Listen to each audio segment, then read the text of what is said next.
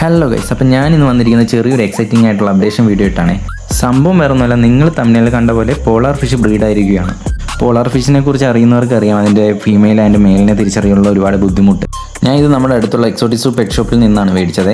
അവിടെ നിന്ന് മേടിക്കുമ്പോൾ ഇത് ചെറു സൈസ് മാത്രമേ ഉണ്ടായിരുന്നുള്ളൂ. അതായത് നമുക്ക് മെയിൽ ആൻഡ് ഫീമെയിലിനെ തിരിച്ചറിയാൻ നല്ല ബുദ്ധിമുട്ടുണ്ടായിരുന്നു. അങ്ങനെ ഞാൻ കോമൺ ആയിട്ട് ഒരു വൈറ്റിനെയും ഒരു ബ്ലൂ പാരറ്റ് പോളാറിനെയും നമ്മൾ സെലക്ട് ചെയ്ത് എടുക്കുമായിരുന്നു. അത് ഒരു ജോഡിയാണെന്നോ അത് രണ്ടും മെയിൽ രണ്ട് ഫീമെയിൽ ആണെന്നോ എന്നുള്ള രീതിയിലൊന്നും നമുക്കറിയില്ലായിരുന്നു.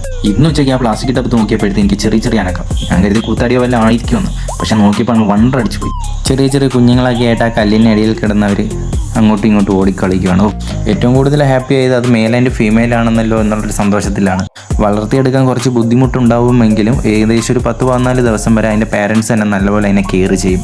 പാരൻസ് കല്ലിനടിയിൽ ഒളിച്ചിരിക്കുകയാണ്. നമ്മൾ കൂടുതൽ അതിനെ ഡിസ്റ്റർബൻസ് ചെയ്യാൻ പോയിട്ടില്ല. ഞാൻ ഇച്ചിരി മാറി നിന്നാണ് വീഡിയോ എടുക്കുന്നത് തന്നെ. അപ്പോൾ ഇത്രയേ ഉള്ളൂ. വീണ്ടും ചെറിയ വീഡിയോ ആയിട്ട് നമുക്ക് അടുത്ത തവണ കാണാം.